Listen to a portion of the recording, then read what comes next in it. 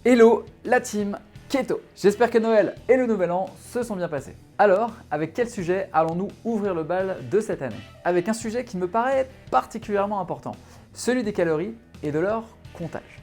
C'est parti!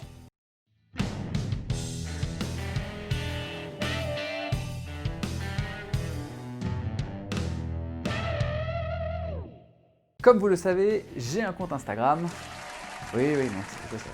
Et tous les jours, je vois passer sur ce compte des photos proprement hallucinantes. Faites donc le test vous-même. Vous prenez n'importe quel hashtag en rapport de près ou de loin avec le rééquilibrage alimentaire et vous trouverez un certain nombre d'adeptes du comptage de calories. Alors en soi, chacun sa méthode. Si les résultats sont au rendez-vous, très bien. Mais ce qui m'hallucine en fait, c'est de voir le contenu des photos et la source des calories en cause. Je vois donc régulièrement des barres chocolatées bourrées de sucre et sans aucun intérêt nutritif, des sodas composés des pires saloperies, des plats ultra transformés bourrés de conservateurs et de sucre. Mais bon, tant que ça ne dépasse pas les 500 calories, il n'y a que ça qui compte, n'est-ce pas? Non. Bon, on ne va pas y aller par quatre chemins, compter ses calories ne sert probablement à rien. Petit disclaimer, si vous consommez 10 000 calories par jour, oui, ça arrive d'avoir un léger impact quand même.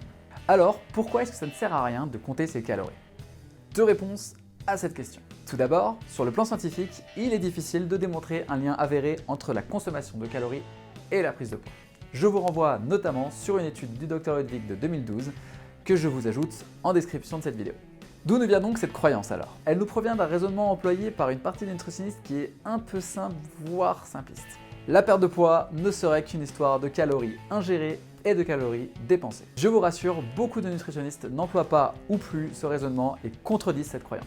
Pour une simple raison. Ce qui compte n'est pas la quantité de calories, mais leur qualité. Toutes les calories ne se valent pas. De plus, les calories sont assimilées de manière très différente d'un individu à l'autre. Elles sont aussi assimilées différemment selon leur cuisson et leur assaisonnement, et c'est sans parler d'un grand nombre d'étiquettes alimentaires qui sont malheureusement obsolètes car elles se basent sur des données scientifiques vieilles de plusieurs siècles. Pareil, je vous mets la source en description. Enfin, compter ses calories représente souvent une erreur au regard d'un problème que cela génère. Compter les calories, c'est s'obséder, c'est perdre tout plaisir, c'est se stresser à chaque repas, et c'est donc prendre le risque de s'arrêter à tout moment pour cause d'exaspération. C'est donc risqué de reprendre tout le poids perdu, et même une prise de poids supplémentaire. Et oui, la restriction calorique, lorsqu'elle est mal vécue par l'organisme, engendre bien souvent une réduction du métabolisme. Un seul conseil donc, arrête de compter tes calories, et trouve un équilibre alimentaire qui te permette de poursuivre ton objectif de perte de poids.